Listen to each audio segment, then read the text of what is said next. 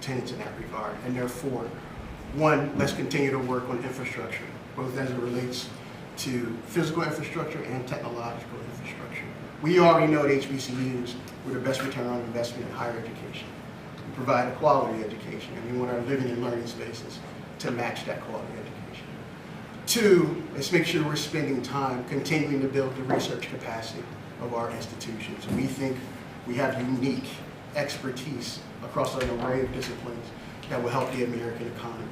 And we have a number of HBCUs who are in the R2 position, which is the Carnegie classification, that are ready for their R1 status.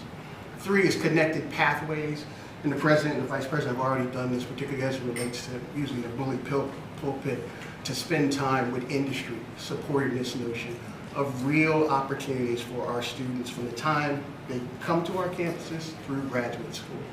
And then finally is HBCU preservation and growth. And we believe that that is critically important because, as many know, particularly my colleagues in this room, still the #1 factor for a low resource student getting into the middle class who is African Americans is their attendance at an HBCU. So I'm very proud to chair this body. I'm very proud of my colleagues and continued work. I'd only add that our report comes with a detailed fact pattern established by the Institute for Black Economic Mobility at the McKinsey Institute that they provided pro bono. So we believe our work is real, sound, and will really help set the trajectory for our institutions. With that, I am proud to introduce and turn it over to my dear friend, President of the United States. Tony, thanks for the introduction. And Dr. Glover, thank you for co-chairing this effort. Look, and the Board of Advisors, I think we're making, with your help, we're making a lot of progress. A lot more to do. But you know, we just finished a meeting about the critical role HBCUs play and the private discussion we had in here and what they can do to continue this legacy of excellence and growth.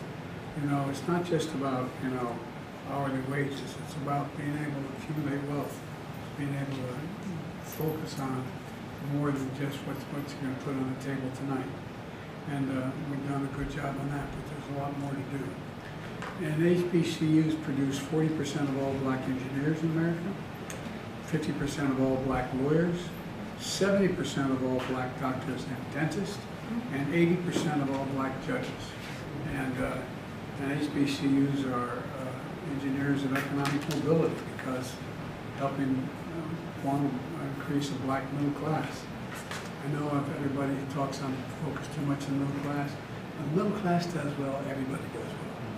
The poor have a road up and the wealthy still do well, so they got to start paying their taxes. And that's why it's critical to invest in these universities. Folks have the audacity to say, I cut funding for, heard something on one of the on the internet that I cut funding for HBCUs.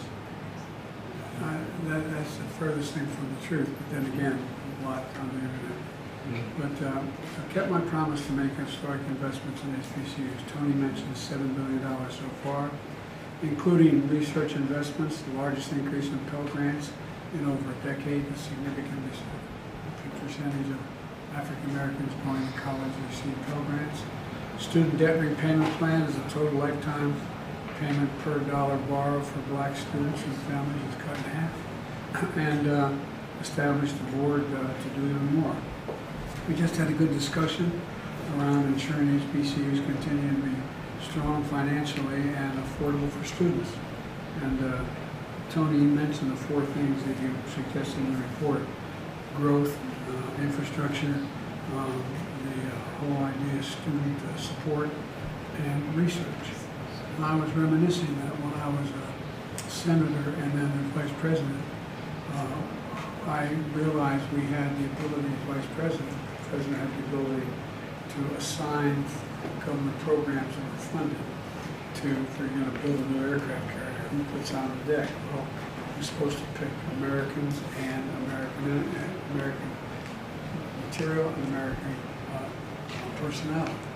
And I remember going down to an HBCU in northeastern Virginia, and they had the capacity to do anything anyone else did except one thing: they had no laboratories. They had no laboratories. And so the infrastructure of the school is not just housing, not just the classrooms in which you meet in, it's the laboratories to be able to take advantage of the opportunities to compete for the contracts that are being put out by the federal government that generate artificial intelligence around the corner and not around the corner. On our back right now, you know, we have to increase that even more. And with regard to the making sure that we engage in making sure you have student support, well, that's why we increased Pell Grants so significantly. And we're going to continue to do that, and that's why we're focusing so much on infrastructure and research. And so the point is that in the meantime, I want to say a word about those in Congress who are willing to shut down the government. I know you all want me to stick exactly to the subject. You don't want to ask me any questions about anything else. I know that. But, excuse me, you're having trouble hearing me. I know anyway.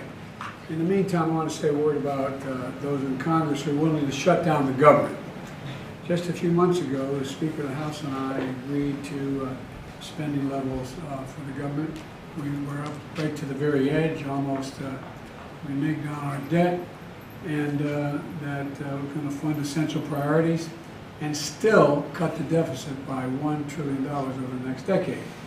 Now a small group of extreme House Republicans, they don't want to live up to that deal, and everyone in America could be faced with paying the price for that. They're changing it. We made a deal, we shook hands, we said this is what we're going to do, and now they're reneging on the deal, which is not much of a surprise these days. And the black community in particular is going to suffer if that occurs. For example, shutdown is going to risk nutrition assistance to nearly 7 million moms and children. It's going to disproportionately affect black families. The Department of Housing and Urban Development will have to stop nearly all its enforcement work fighting housing discrimination. EPA would have to stop its important work bringing environmental justice in frontline and fence-line communities because most of the inspections and hazardous waste sites and chemical facilities would come to a halt. The historic work we're doing to increase the share of federal contract dollars going to small disadvantaged businesses would be disrupted. Funding the government is one of the most basic fundamental responsibilities of the Congress, and if Republicans in the House don't start doing their job, we should stop electing them. Now, there's a lot more to say, but let me turn it over to Kamala. Well, I want to, as the President has said, welcome and thank each of you for your service. Chair Dr. Allen, Co-Chair Dr. Glover, and the Advisory Board. I am proudly the first Vice President of the United States who was an HBCU graduate, and so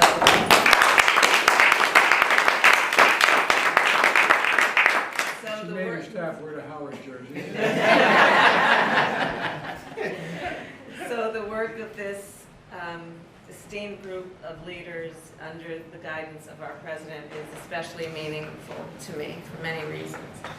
I strongly believe, based on experience and knowledge about what our country needs in terms of its strength and growth and development, that our HBCUs are extraordinary centers of academic excellence and must continue to be supported, not only because of the historical role that they have played in building and helping to contribute to America's leadership and global leadership, but also because, as the President has said, as we look forward, we know that our HBCUs are also pipelines for very extraordinary young people to enter the fields of work that we require to cure disease, to create that which we have not imagined, to supply us with the innovative approaches that will allow us to continue to work on the strength, prosperity, and security of our nation.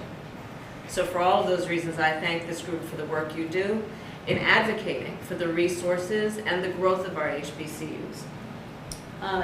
HBCU graduates are in every room where important decisions are made, and they should be. Right now, among the many issues that we are tackling is how will we address artificial intelligence.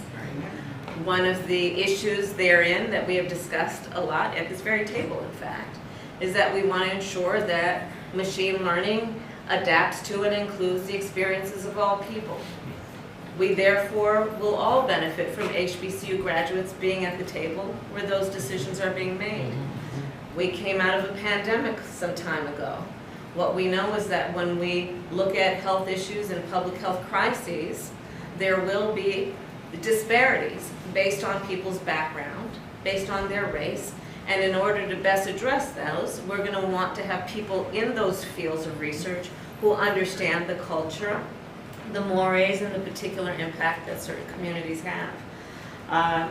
In the media, we want to make sure that those voices are represented, so when the stories are told, the stories will take into account the experiences of particular groups based on experience and tradition and culture. So for all of those reasons, we need our HBCUs. They benefit everyone in our country. The president has been very adamant since we came in office that we will, as Dr. Glover said, we will not just think of our HBCUs as an afterthought, but they will be at the forefront of our mind. So our administration has at least dedicated at least $7 billion, Dr. Allen, I think you rightly have calculated more, to what we need to do to support these schools, and we will continue to do it, understanding that our HBCUs also have particular challenges. Their endowments tend to be smaller than other universities who are similarly situated. 50% of our HBCU buildings are in need of repair, and 70% of the students at HBCUs are Pell Grant eligible. These are all areas that our administration has been working on, and we will continue to do that work. And again, I cannot thank our president enough. Sometimes I think he almost wants to let me know that he has spent more time in an HBCU than I have. It becomes the source of a healthy debate between he and I in the Oval Office, quietly. But President Biden, I thank you for all that you do on leadership on this issue and so much more. And I'll turn it over to Mayor Benjamin. Before you do, Yes, sir. look, one of the things that keep in mind as a good measure, I think, is that land-grant universities, and HBCUs mostly land-grant universities, as my university, Delaware State University. Land-grant universities used to be robustly supported by their state legislative bodies. They would support, in some cases, up to 60% of the land-grant budget for that university. Well, since the 1987 to 2000, land-grant universities have lost, black and white, more than $13 billion in investment from the state government to help them. And that has exacerbated the problem for particularly black land-grant universities, HBCUs. And I think it's important that we understand that, you know, the one thing and I know you're tired of hearing me say this about all my initiatives on the economy as well, is that if land-grant universities and, for example, HBCUs are doing extremely well, they're producing students that are going to make us wealthier, make us smarter, make us more compatible. It helps everybody. Everybody does better in the whole United States when the potential of HBCUs is realized. Everybody. And so I make no apologies for the kind of effort we're expending on HBCUs, and I did spend probably more time on campus, but I didn't do nearly as well. Either in the land-grant university I went to at Delaware or Howard University. But all kidding aside, it really makes a lot of difference. But I'll turn it back to you, Steve.